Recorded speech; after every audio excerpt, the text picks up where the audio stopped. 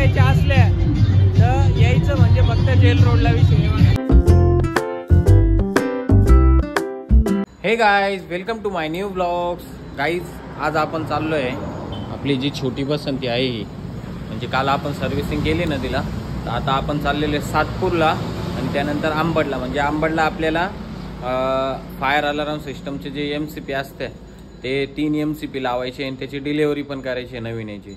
आणि एक fire extinguisher आहे 2 kgचा, त्याची पण आपल्याला डिलेवरी करायची. आणि आज आपल्याला भावांनो जायचं कुठं आहे माहिती की संध्याकाळी? आज आपण जाणार आहे दांडिया बघायला.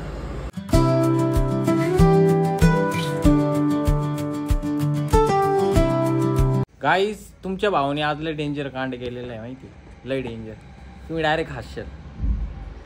कंपनीवरून येत होतो, येता येता एवढा डेंजर कांड करून टाकला ना. कसा दिसतोय तुमचा भाऊ? मग नाद नाही करायचं काय, डायरेक्ट विषय एकदम गंभीर आहे. ॲक्च्युली केस कापणार नव्हतं, बट कापायचं कारण असं झालं नेमकं का, हे बघा हे दिसतंय इथं टकलं पडलं आहे, त्यानंतर इकडं टकलं पडलं आहे.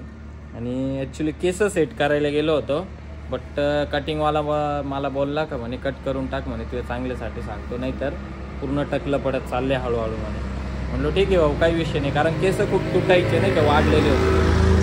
गाईज, आता बघू 2-4 दिवसानंतर आपण ट्रीटमेंट चालू करू आपल्या केसांची, म्हणजे मग आपले केस तुटणार पण नाही ना, आपल्याला केस परत वाढवता येतील. कारण आपल्याला पूर्ण अशी बांधायची केस आपली.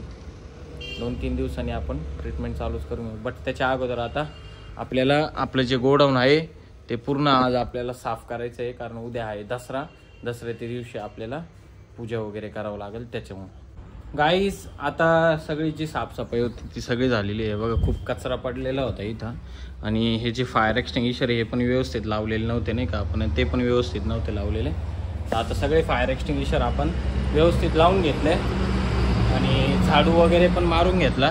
बट काय होतं माहिती का, इथं पावडर असते ना काही फायर एक्सटिंग्विशरची, त्याच्यामुळे व्यवस्थित निघत नाही. हे बघा आता इथं पण झाडू कपडा मारला पण व्यवस्थित काही निघत नाही. बट उद्या येऊन परत व्यवस्थित क्लीन करून मगच आपण जेवण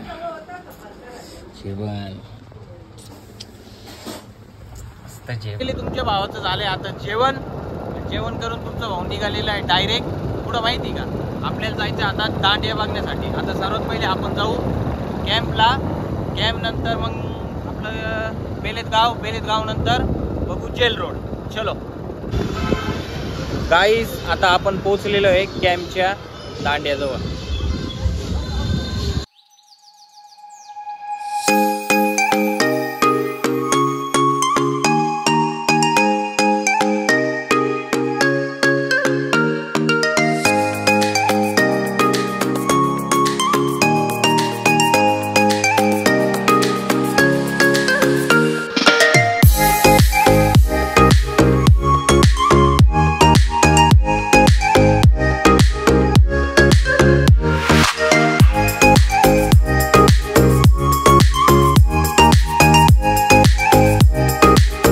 गाईज, आपण गेलो होतो कॅम्पच्या दांड्या बघायला, बट काही एवढी मजा नाही आली नाही का, कारण म्हणजे कोणी पब्लिक एवढी खेळतच नाही.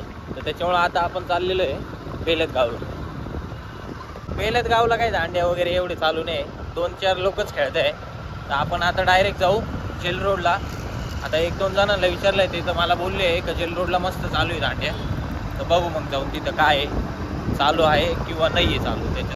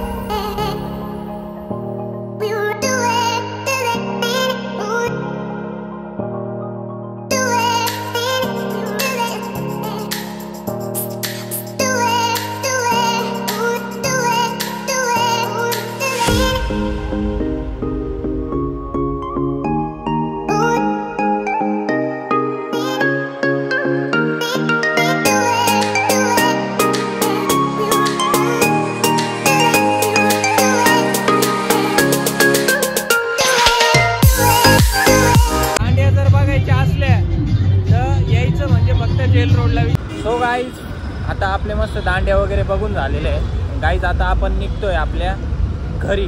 आणि जर तुम्हाला पण जर दांड्या वगैरे जर बघायचे असले तर गाईज नक्कीच या. जेल रोडला आहे बघा इथं.